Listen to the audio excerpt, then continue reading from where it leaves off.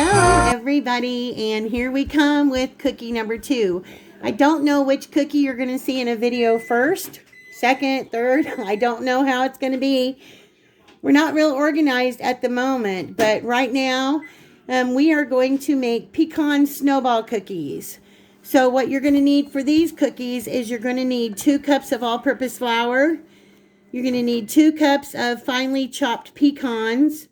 Pecans, pecans, however you pronounce it. Pecans. Pecans. Yeah, that's the other. Not pecans, pecans. You're going to need a quarter of a cup of sugar, 1 cup of butter softened. You're going to need a teaspoon of vanilla extract.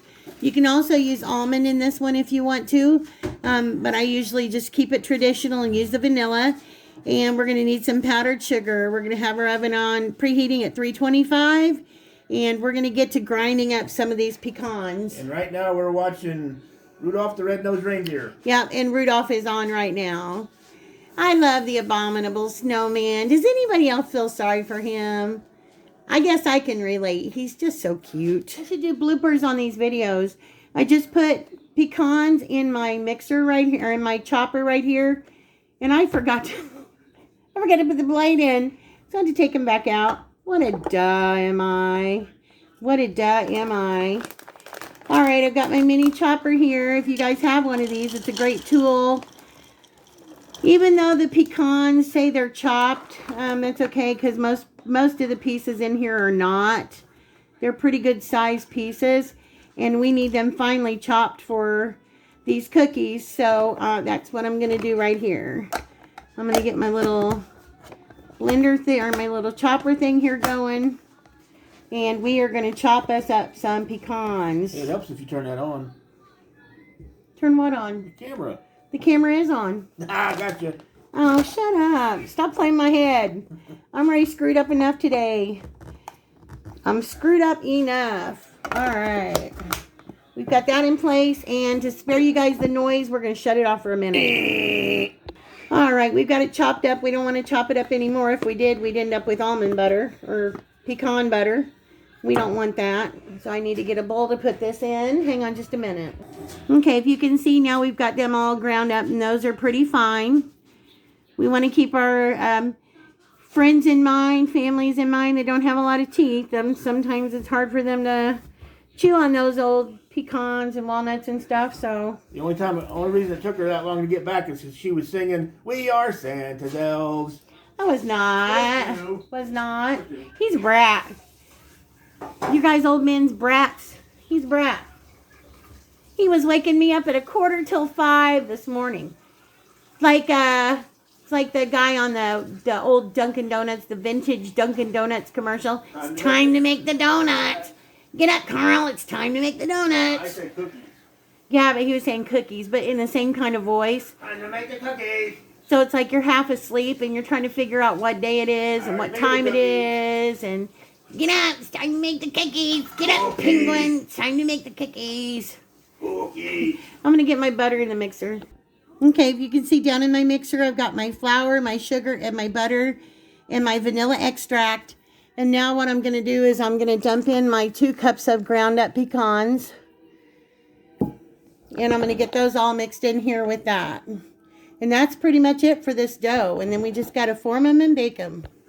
And there's our dough. It's all done. If you can see, it's kind of taken on like a tan tan look a little bit. It's from all the pecans that's inside that gives it all that wonderful flavor. And I've got a bowl of powdered sugar here that I'm going to need for when these cookies come out. So I'm going to take my trusty cookie scoop and we're going to start forming the cookies. Okay, got my trusty scoop. I recommend everybody have one of these. Just going to put enough in there. Got my hands clean. I washed them again. You want to form them into about 1-inch balls. This dough does not have to chill first. And you don't have to put them far apart. You can get as many on your sheet as you can fit. I've also made some of these ahead of time. This is another dough where you can make them ahead and freeze them. This is a good one to have with coffee and stuff. It's not an overly sweet cookie. No, it's not too. I mean, we're going to roll it in powdered sugar, and that's a lot of mistakes that people do. They don't realize you have to roll them in powdered sugar 2 different times. So I'm going to get my cookie sheet filled, and we're going to stick them in the oven, and we're going to bake them from anywhere between 18 and 24 minutes, depending on how your oven is. But you just want the bottoms to start to get light brown. Okay, we've got these all rolled out, and it made exactly 40. So they're about 1-inch balls, and they will be bigger after we get done doing all the rolling in powdered sugar that we need to do. So I'm going to get these into the oven about 18 to 24 minutes. Okay, here they are, fresh out of the oven, and it did take the full 24 minutes, but I think it's because my pan was so crowded. So you'll just have to time it based on your oven.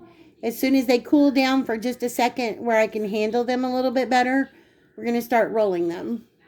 Okay, now I've got my bowl of powdered sugar here, and they're still hot, but this is what you want to do. You want to roll them once while they're hot, then let them cool, and then we're going to roll them again. Yeah, they've been sitting about 3 or 4 minutes. You can see the underneath is nice golden brown.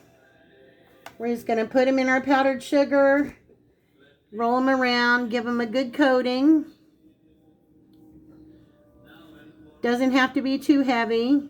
And if you can see, they did get bigger as they were baking. Not a lot bigger, but they did get bigger. Yeah, about 25% bigger probably. So just dust them in powdered sugar real good. All around on all sides and the bottom. We're watching Cricket on the Hearth now. Danny Thomas is singing in this cartoon.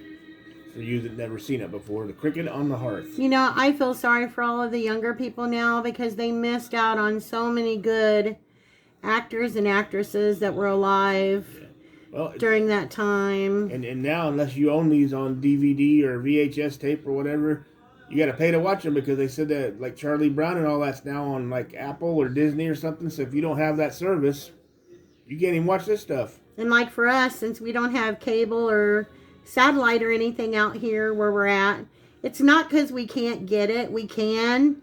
It's just the service isn't that great out here. So we do a lot of movie watching and stuff.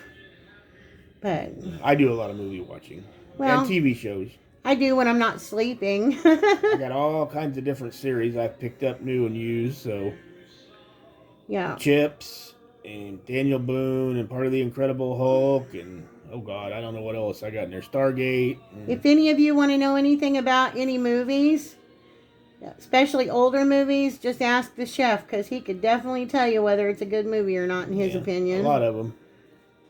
We were at Walmart one time, I think it was about Christmas last year, and there was a couple of young people and they were going through the bin of DVDs that they have, and they were talking to each other about, well, I don't know what this one's like, and me and the chef were there, and the chef started saying, oh yeah, this one's this and this, and this one's this and this. And I remember that kid telling him, he's like, hey, you should go online and start your own movie informative kind of channel thing or something like that. Just joking around, but I was just trying to help them because they didn't know what they were buying. They were trying to find certain kinds of movies for the season, so.